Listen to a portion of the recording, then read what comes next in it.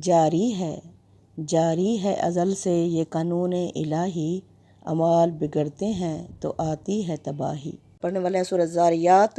اللہ فرماتے ہیں والذاریات ذروا، گواہ ہیں تیز اور تند چلنے والی ہوائیں۔ یہ ہوائیں کن قوموں پر چلیں، انہوں نے جنہوں نے وقت کے رسولوں کی ناقدری کی، تو اللہ تعالیٰ نے ہوا کی باغ چھوڑ دی، اور وہ ہوا سرکش اور بے قابو ہو کر اس نے ان کے جڑ پیڑ اکھاڑ دیے۔ اللہ فرماتے ہیں یہ قوم عاد جو اس کی سب سے بڑی نشانی ہے، عبرت ہے، چلتی رہی ان کے اوپر 7 راتیں اور 8 دن حسوماً لگاتار چلتی رہی۔ فطر القوم فیہا سرا، محمد صلی اللہ علیہ وسلم اگر تم دیکھتے اس قوم کو گرا ہوا کانہم اعجاز نخل خاویہ، گویا ایسے جیسے کھجور کے تنے گرے پڑے ہوں۔ عزیز سامعین سامعات، السلام علیکم ورحمۃ اللہ وبرکاتہ۔ آج ہم پڑھنے والے ہیں سورہ الذاریات کی آیت نمبر 47 یعنی 47۔ تو چلتے ہیں اس کی طرف۔ والسماء بنیناہا، اللہ فرماتے ہیں گواہ ہے آسمان جس کو ہم نے بنایا بے ایدیوں اپنے ہاتھوں سے، وَإِنَّا لَمُوسِعُونَ، اور ہم اس سے بھی زیادہ وسیع و قدرت ہیں۔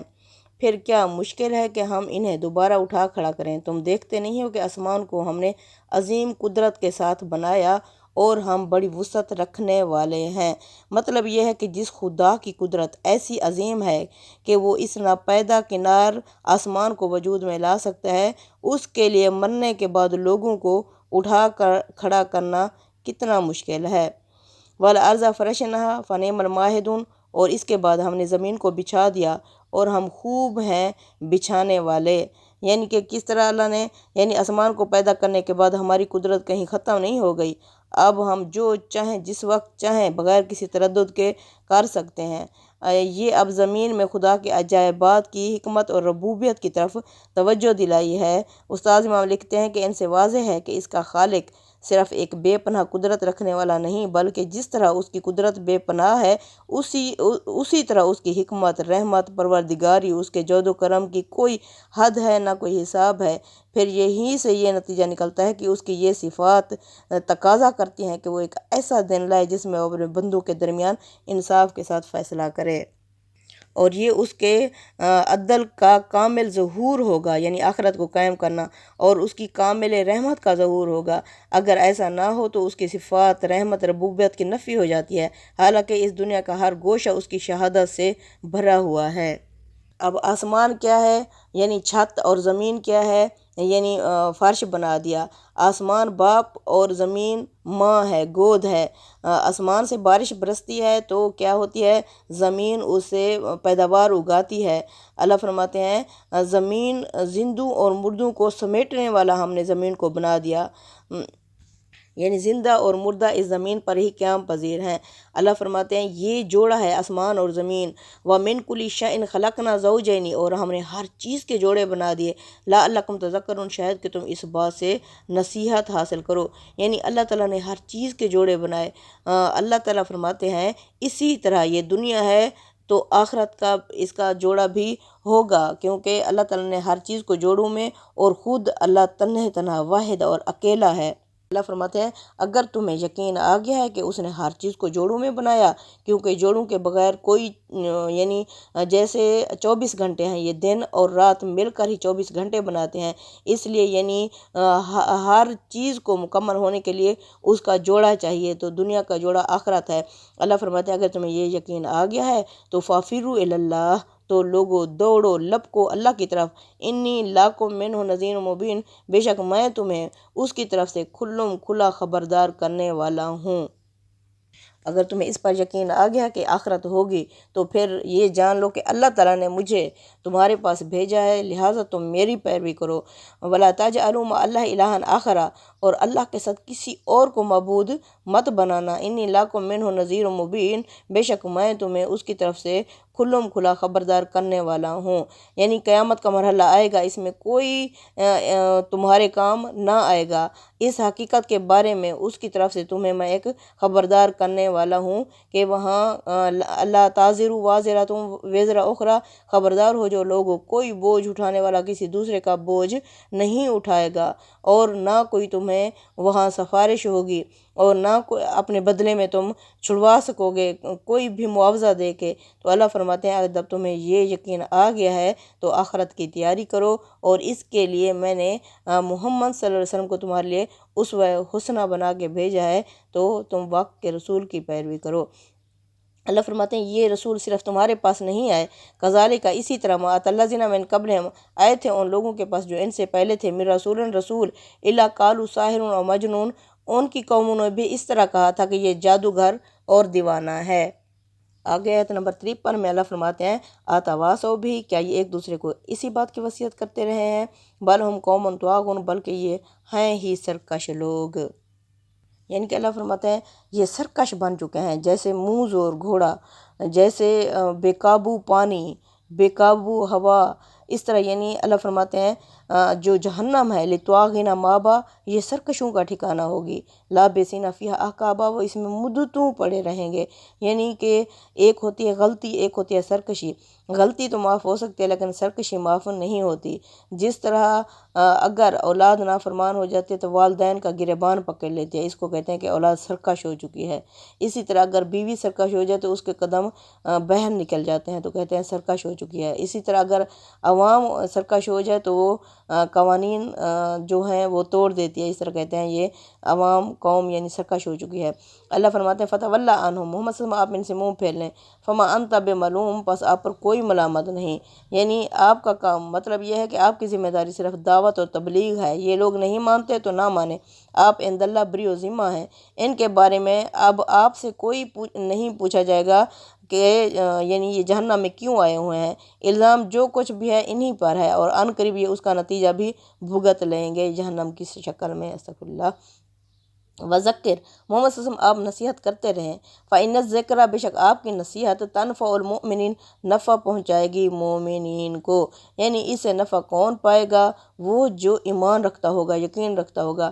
یعنی پیپر کی تیاری کون کرتا ہے؟ وہ جس نے پیپر دینا ہوتا ہے، تو جس نے پیپر ہی نہیں دینا تو وہ ریلیکس ہو کر سو جائے گا۔ تو اللہ فرماتے ہیں یہ نصیحت آپ کرتے رہیں، یہ مومنوں کو نفع دے گی۔ اس کی مثال ایسے ہے جیسے آسمان سے بارش برستی ہے، جو زرخیز زمین ہوتی ہے وہ اس کو چوس لیتی ہے، پھر اس سے بہترین پیداوار اگاتی ہے، یعنی وہ زندہ زمین، زندہ دل، نرم زمین ہوتی ہے۔ اسی طرح جو سخت اور زمین ہوتی ہے اس میں سے صرف کانٹے دار جھاڑیاں ہی نکالتی ہیں، فرعون اور ابو لہب کی طرح۔ اللہ فرماتے ہیں وما خلقت الجن والانس الا لیعبدون، میں نے جنوں اور انسانوں کو نہیں پیدا کیا مگر صرف اپنی بندگی کے لیے ہی پیدا کیا۔ یعنی ان سرکشوں کو اب ان کے حال پر چھوڑ دو، میں نے جنوں اور انسانوں کو صرف اس لیے پیدا کیا وہ میری بندگی کریں، اور ان سے تقاضا بھی یہی ہے، ما اریدو منہم من رزق، میں نہیں چاہتا ان سے کوئی رزق، وما اریدو ان یطعمون، نہ ہی میں یہ چاہتا ہوں کہ یہ مجھے کھلائیں۔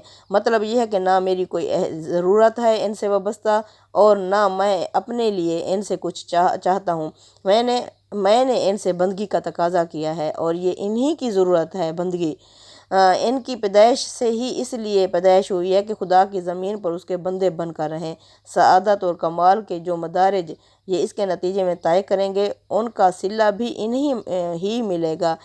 ان کے وجود کی غایت اور زندگی کا نصب العین یہی ہے، اور یہی ہونا چاہیے۔ میرے پیغمبر اسی حقیقت کی یاد دہانی کے لیے آتے ہیں، اور وہ ان سے میری یا اپنی کوئی ضرورت پوری کرنے کے لیے نہیں آتے۔ آیات میں جس بندگی کا تقاضا کیا گیا ہے اس کے لیے اصل میں لفظ عبادت آیا ہے۔ اس کے معنی ائمہ لغت اس طرح بیان کرتے ہیں کہ عبادت اصل میں عاجزی اور پستی ہے۔ یہ چیز اگر خدا کی رحمت، قدرت، ربوبیت اور حکمت کے صحیح شعور کے ساتھ پیدا ہو تو اپنے آپ کو بے انتہا محبت اور بے انتہا خوف کے ساتھ خدا کے سامنے آخری حد تک جھکا دینے کی صورت اختیار کر لیتی ہے۔ خشوع، خضوع، اخبات، انابت، خشیت، تضرع، قنوت وغیرہ یہ سب الفاظ قرآن میں اسی حقیقت کی تعبیر کے لیے استعمال ہوئے ہیں۔ یہ دراصل ایک داخلی کیفیت ہوتی ہے جو انسان کے اندر پیدا ہوتی ہے، جو اس کے نہایت چھپے ہوئے خانے وجود کا احاطہ کر لیتی ہے۔ انسان کے ظاہری وجود میں اس کیفیت کا ظہور رکوع، سجود، تسبیح اور تحمید اور دعا اور مناجات اور جان اور مال کی قربانی کی صورت میں ہوتا ہے۔ یہی اصل عبادت ہے، لیکن انسان چونکہ اس دنیا میں اپنا ایک عملی وجود بھی رکھتا ہے، اس وجہ سے یہ عبادت انسان کے اس عملی وجود سے متعلق ہوتی ہے۔ اس طرح یعنی عبادت کے ساتھ اطاعت کو بھی شامل ہو جاتی ہے۔ اس وقت یہ انسان سے مطالبہ کرتی ہے کہ اس کا باطن جس ہستی کے سامنے جھکا ہوا ہے، اس کا ظاہر بھی اسی کے سامنے جھک جائے۔ اس نے اپنے آپ کو اندرونی طور پر جس کے حوالے کر دیا ہے، اس کے خارج میں بھی اس کا حکم جاری ہو، یہاں تک کہ اس کی زندگی کا کوئی پہلو اس سے آزاد نہ رہے۔ دوسرے لفظ میں یوں کہیے کہ ہر لحاظ سے وہ اپنے پروردگار کا بندہ بن جائے۔ جیسے جب زمین زرخیز ہوتی ہے، اس کے اندر تناور بیج ڈالا جائے تو اس سے تناور درخت ضرور اگتا ہے۔ پھر دوسری مثال ہے کہ وہ کہتے ہیں جہاں آگ جلتی ہے تو دھواں ضرور نکلتا ہے۔ اگر ہمارے اندر اللہ کی توحید، اللہ کی عبادت، اللہ کی خشیت، اللہ کی بندگی چلی گئی ہے تو اس کا ضرور ہی نتیجہ نکلے گا۔ ہم باتوں میں اللہ کا ذکر کریں گے، کوئی ہماری بات اس سے خالی نہیں ہوگی کہ ہم اپنے رب کا ذکر نہ کریں۔ جس سے محبت ہوتی ہے انسان آٹومیٹک اسی کا ہی تذکرہ کرتا ہے۔ تو جب ہمیں اللہ سے محبت ہوگی تو ہم ضرور چاہیں گے کہ اپنے رب کی جو محبت ہے ہم اس کا اظہار دوسروں سے بھی کریں تاکہ وہ بھی اس سے مستفید ہوں۔ اللہ فرماتے ہیں پھر وہ بندہ پورے کا پورا اللہ کا بندہ بن جاتا ہے۔ جیسے اللہ کسی شاعر نے کیا خوب کہا ہے، چاند سورج بنائے تیری ضیاء کے واسطے، کھیتیاں سرسبز ہیں تیری غذا کے واسطے، سارا جہاں تیرے لیے اور تو ہے بندہ خدا کے واسطے۔ تو اللہ فرماتے ہیں جنوں اور انسانوں کا ذکر یعنی اس آیت میں اللہ نے کیوں کیا ہے؟ آیت میں ایک درجے کی مخلوق کی حیثیت سے ہوا ہے، یعنی ایک ہی درجے کی مخلوق ہے، انسان بھی اور جن بھی۔ اس کی وجہ یہ ہے کہ دونوں کو اللہ تعالیٰ نے ارادہ اور اختیار کی نعمت سے نوازا ہے۔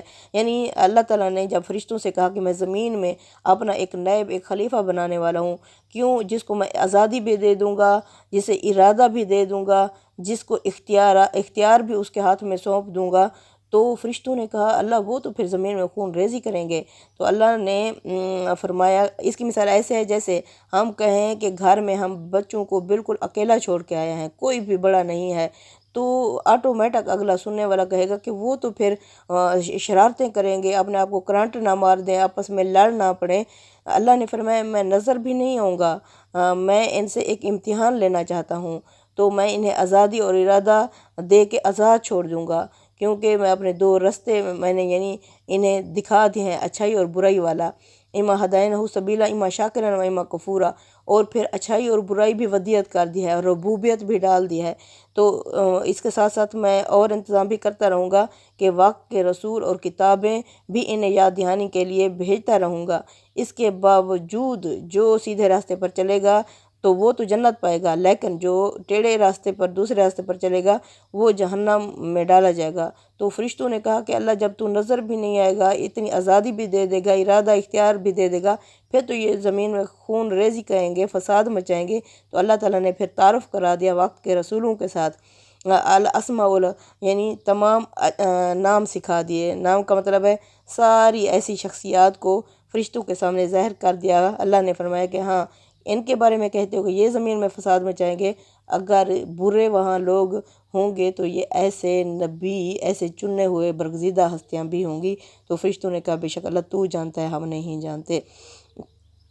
اور پھر اللہ تعالیٰ نے یعنی کہ ان دونوں کو، جنوں اور انسانوں کو ارادہ اور اختیار کی نعمت سے نوازا ہے، اور دونوں اللہ تعالیٰ کے ہاں جواب دہ ہیں اور یکساں اجر کے حقدار ہیں۔ آگے آیت نمبر 57 میں اللہ فرماتے ہیں ما اریدو منہم من رزق، میں نہیں چاہتا ان سے کوئی رزق، وما اریدو، نہ ہی میں یہ چاہتا ہوں ان یطعمون کہ یہ مجھے کھلائیں، ان اللہ هو الرزاق، بے شک اللہ ہی رزاق ہے، رزق دینے والا ہے، ذو القوۃ المتین، وہ بڑے زور آور اور بڑی قوت والا ہے۔ یعنی اللہ تم سے کوئی رزق اور روزی نہیں چاہتا، اس کے پاس وہ اپنی زور آور اور قوت میں اپنی مثال آپ ہے، یہ نہیں ہے کہ اسے کوئی کمزوری ہے، تمہاری ضرورت ہے، نہیں۔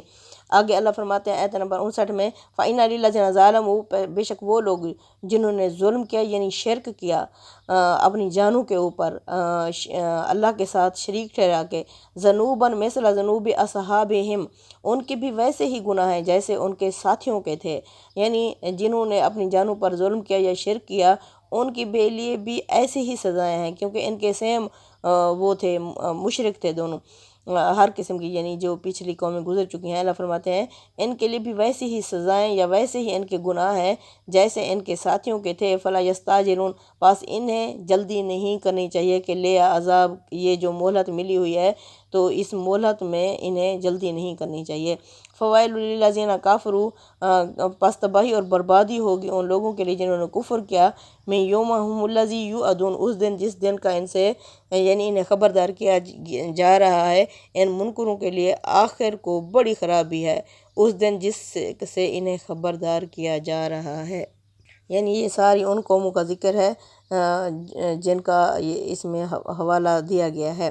اب اللہ فرماتے ہیں ظالم لی نفسن، یعنی وہ لوگ جنہوں نے خدا کے مقابلے میں سرکشی اختیار کی اور اس طرح اپنی جان پر ظلم اٹھایا، تو اللہ فرماتے ہیں ان ظالموں کے لیے بھی وہی سزائیں ہیں جیسی ان کے ساتھیوں کو مل چکی ہیں۔ صدق اللہ العظیم۔ تقبل منا انک انت السمیع العلیم وتب علینا انک انت التواب الرحیم۔